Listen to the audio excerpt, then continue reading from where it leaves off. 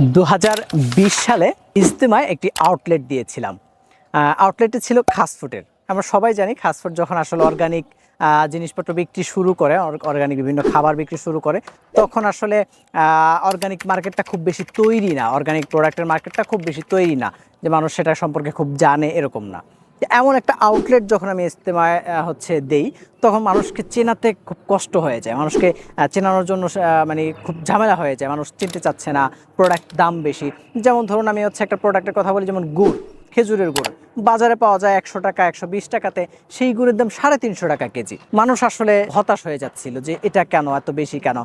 তো মানুষকে চেনানোর জন্য যেটা করতে হয়েছে, প্রায় প্রোডাক্টে আমি কি করলাম, যখন দেখলাম যে আসলে মানুষ চিনতে পারছে না, বুঝতে পারছে না প্রোডাক্টগুলো সম্পর্কে, মানুষকে আমি সেই প্রোডাক্টগুলো খাওয়ানো শুরু করলাম। একটা একটা করে প্রোডাক্ট খুলে আমি মানুষকে একটু একটু খাওয়ানো শুরু করলাম। খাবার পরে মানুষ আসলে রিয়েলাইজ করতে পারলো যে আসলেই তো এটা তো একটা ভিন্ন স্বাদ, একটা মজা, অর্গানিক একটা স্বাদ আছে। এমনিভাবে কাজ করলাম। তারপর এমন হয়ে গেছিলো যে ওখানকার যে প্রোডাক্টগুলো আছে, বিভিন্ন গাছের গুঁড়ি ছিল, ইত্যাদি ইত্যাদি, বিভিন্ন হর্তকি, আমলকি, বহেরা, এই ধরনের কিছু প্রোডাক্টও ছিল।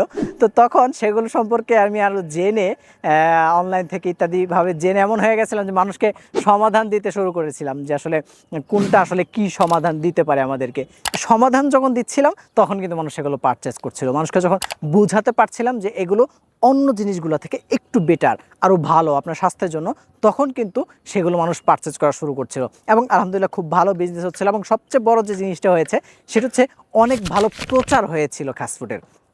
এরপরে কিন্তু ফাস্টফুড ঢাকা সহ ঢাকার বাইরে অনেক আউটলেট দেওয়া শুরু করেছে, কারণ মানুষ চাচ্ছিল, মানুষ বারবার তাদেরকে ফোন করছিল, নক করছিল যে আপনাদের এখানে আউটলেট আছে কিনা। এরপরে কিন্তু ঢাকার মধ্যে, ঢাকার বাইরে বেশ কিছু আউটলেট ফাস্টফুড করেছে, বিজনেসটাকে গ্রোথ করেছে।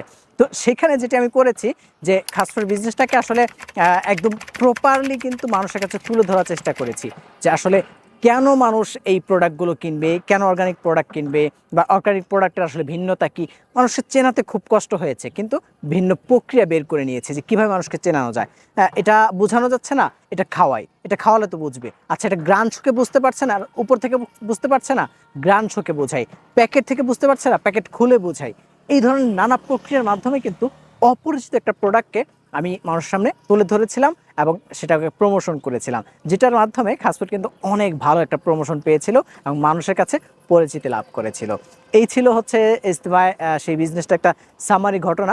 আর বিভিন্ন ছোট ছোট ঘটনা আপনাদেরকে জানাবো এই সম্পর্কে, যে তখন কি কি প্রক্রিয়ার মাধ্যমে আসলে কীভাবে গ্রোথ করছিলাম, সেলগুলো বাড়াচ্ছিলাম, একটা থেকে আরেকটাকে কীভাবে বেশি সেল করা যায়, সেই প্রক্রিয়াগুলো আমি আপনাদেরকে জানাবো ইনশাল্লাহ, ধীরে ধীরে কোনো কোনো সময় ইনশাল্লাহ। সেই জন্য কিন্তু সাথে থাকতে হবে, লাইক দিয়ে রাখতে পারেন পেজটাকে এবং সাবস্ক্রাইব করে রাখতে পারেন আমাদের চ্যানেলকে, তাহলে কিন্তু পরবর্তী যে কোনো আপডেট খুব সহজেই পেয়ে যাবেন ইনশাআল্লাহ।